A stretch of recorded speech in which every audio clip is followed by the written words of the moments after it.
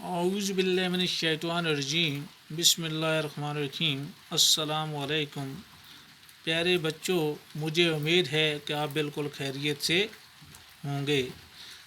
ہم تیسری کلاس کا سبق پڑھ رہے ہیں جس کا نام ہے ننھا خرگوش۔ تو ہم نے کل تک جہاں تک پڑھا تھا آج ہم اسی سے اس کے آگے شروع کریں گے۔ اب سانپ نے آ کر دروازہ کھٹکھٹایا۔ کہتے ہیں کہ جب وہ دو تین چلے گئے اس کے بعد کون آ گیا؟ سانپ آ گیا۔ اس نے بھی آ کے دروازے کو کیا کیا؟ کھٹکھٹایا۔ ننھے خرگوش سیلاب آ گیا۔ اس نے کیا کہا؟ اس نے کہا کہ ننھے خرگوش سیلاب آ گیا ہے، پانی کا ریلا تمہارے گھر کی طرف آ رہا ہے۔ اس نے کہا کہ پانی کا جو ریلا ہے وہ کہاں آ رہا ہے؟ آپ کے گھر کی طرف آ رہا ہے۔ سارے جانور بھاگ رہے ہیں۔ اس نے کہا کہ سارے جانور بھاگ رہے ہیں، تم بھی اپنی جان بچاؤ۔ اس نے کہا کہ سب جانور بھاگ رہے ہیں اور تم بھی اپنی جان بچاؤ، جلدی سے دروازہ کھولو اور میرے ساتھ بھاگو۔ اس نے کہا کہ جلدی اپنا دروازہ کھولو، آپ میرے ساتھ کیا کرو؟ بھاگو، بھاگ چلو۔ ننھے خرگوش نے جواب دیا، زلزلہ آئے یا سیلاب۔ اس نے کہا چاہے زلزلہ آئے یا سیلاب، میں اپنے گھر کے آنے تک، میں اپنے باپ کے آنے تک، اس نے کہا کہ میں اپنے باپ کے آنے تک دروازہ نہیں کھولوں گا۔ اس نے کہا چاہے زلزلہ آ جائے چاہے سیلاب آئے، لیکن میں اپنے باپ کے آنے تک دروازہ نہیں کھولوں گا۔ سانپ کو سخت غصہ آیا۔ کہتے ہیں اس سانپ کو بھی کیا آیا؟ سخت غصہ آیا۔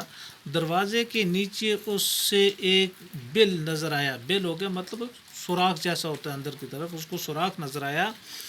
وہ بل میں گھسنے لگا۔ کہتے ہیں وہ بل میں کیا ہونے لگا؟ گھسنے لگا۔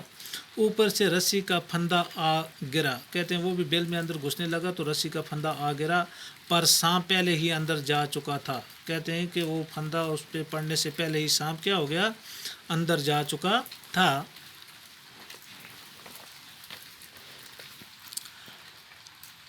ننھا خرگوش کونے میں بیٹھا تھا۔ کہتے ہیں کہ جب وہ سانپ اندر گیا تو اس نے دیکھا تو ننھا خرگوش کہاں بیٹھا تھا؟ ایک کونے میں بیٹھا تھا۔ ایک کالا سانپ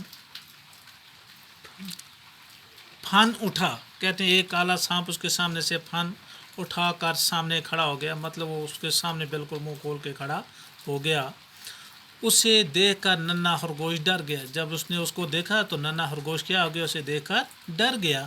سانپ اسے ڈسنے ہی والا تھا۔ کہتے ہیں سانپ اسے کیا کرنے والا تھا؟ ڈسنے ہی والا تھا کہ اچانک ایک بندریا درمیان میں آ گئی۔ کہتے ہیں سانپ اس کو کاٹنے والا تھا، تب تک ان کے درمیان میں ایک بندریا آ گئی۔